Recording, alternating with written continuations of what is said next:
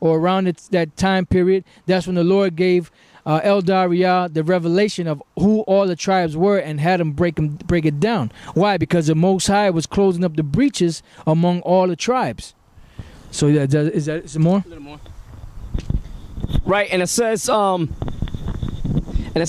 14th verse, for he is our peace who hath made both one and hath broken down the middle wall of partition between us, meaning between Israel and the Most High, right, to bring us together back to him through Yahushua being the mediator. Having abolished in his flesh the enmity or the hatred, all right, and us being enemies to the Lord, even the law of the commandments, which because of the law, that's what us breaking it made us enemies to the Lord, containing ordinances, for to make in himself of twain one new man, so making peace, bringing all Israel together in that one banner underneath Yahushua, and that he might reconcile both unto the Most High in one body by the cross, the northern kingdom and the southern kingdom both together in Yahushua, having slain the enmity thereby, meaning the curse of that law, man, that was keeping us away from the love of Yahweh, you know? And it says, and came and preached peace to you which were afar off, and to them that were nigh. For through him we both have access by one Spirit unto the Father. Now therefore ye are no more strangers and foreigners, but fellow citizens with the saints and of the household of the Most High, which that household is the household of King David, all right, coming back again, the house of David, all right. And it says, and are built upon the foundation of the apostles and prophets, Yahushua himself being the chief cornerstone, in whom all the building fitly framed together groweth unto an holy temple in the Lord, in whom ye also are builded together for an habitation of the Most High, Yahweh B'Hashem Yahushua through the Spirit. All right, so let's read on, brother.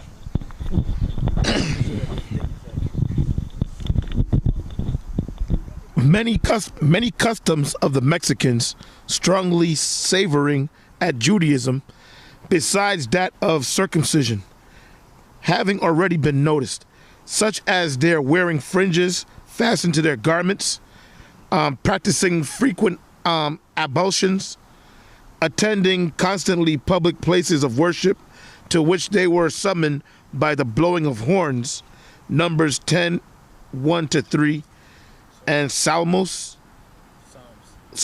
all right, 81 and 3-5. 81, 3-5. And Numbers 10, 1-3. Yep, I got it. Read that real quick. Yep. All right, Numbers chapter 10, verse 1. It says, and the Lord spake unto Moses, saying, make thee 2 trumpets of silver, of a whole piece shalt thou make them, that thou mayest use them for the calling of the assembly and for the journeying of the camps. Yep. And when they shall blow with them, all the assembly shall assemble themselves to thee at the door of the tabernacles of the congregation. Yep. Psalms 83. 81 and 3.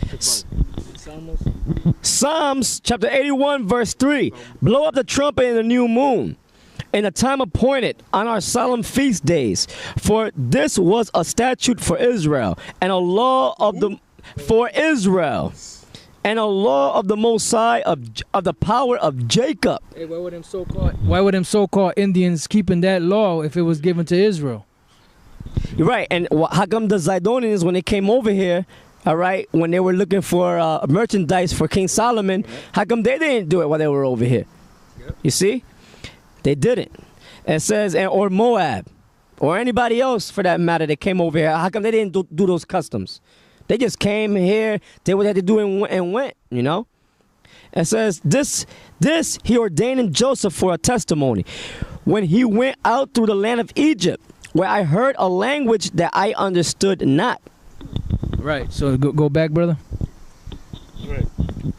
It says, attending constantly public places of worship, to which they were summoned by the blowing of horns, as the Jews are to the synagogues, anointing themselves with oils, Exodus 29 and 7. You got that, Exodus 29 and 7. Read that real quick. All right. And And this basically, these are just a lot of similarities of the things that the so-called Indians were keeping with what's written in the scriptures to prove that they are Israelites. They wasn't just keeping it because it was a similar. Matter of fact, give Romans, was that 2 and 14? 14, con. Exodus chapter 29, verse 7. It says, "Then shalt thou take the anointing oil and pour it upon his head and anoint him." Right, and anoint him. Why? Because that was the anointing. That's why when you said the anointing prayer, which was in Numbers, you know, in Numbers the 6th chapter, you would pour oil and ask the Most High to bless you. You know, no, we don't have to get there yet. I mean, I could put it in post production probably. Go ahead, brother. It says, anointing themselves with oils, addressing each other with the appellation of brother and sister. Sagan says, in mentioning in the 14th chapter of his first book, the festival of Zakihut. I can't say that. That's all right. All right, it starts with an X. Zakilhuitl. It's a correct word. Yeah, it's a correct word. That the Mexicans ate on one of their feasts unleavened bread. That's right. Exodus 12 and 8. Exodus 12 and 8. So this is basically more proof of that. Matter of fact, read that real quick, brother, in Romans. Romans chapter 2 verse 14. For when the Gentiles, which have not the law, do by nature the things contained in the law, these having not the law are a law unto themselves. Right, because they didn't have the actual law here when they came over here. So it was a law unto themselves. Why? Because it was already in their spirit to do it.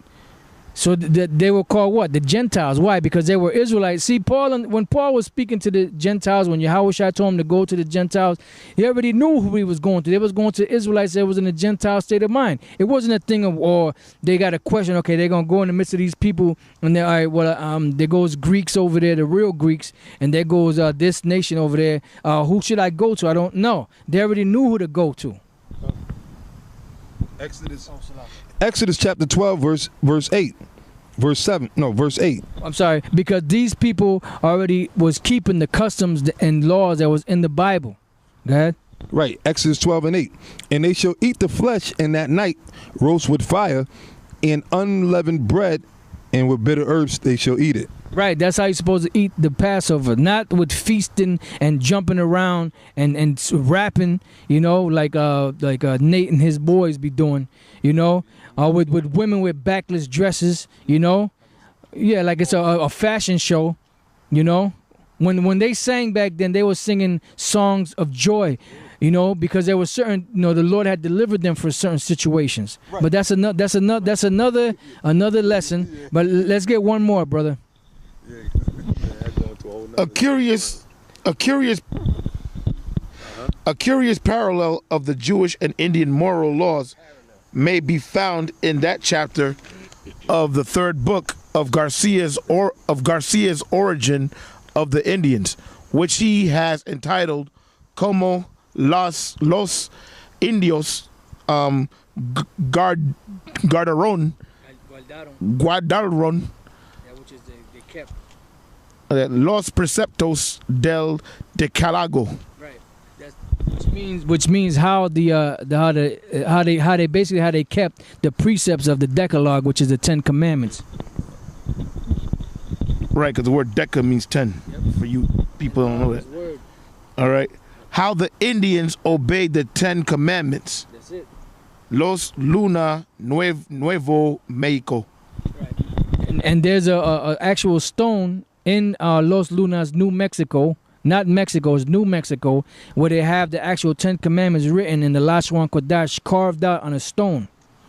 You know, which they put there, the Israelites, the so-called Indians that were there. Go ahead.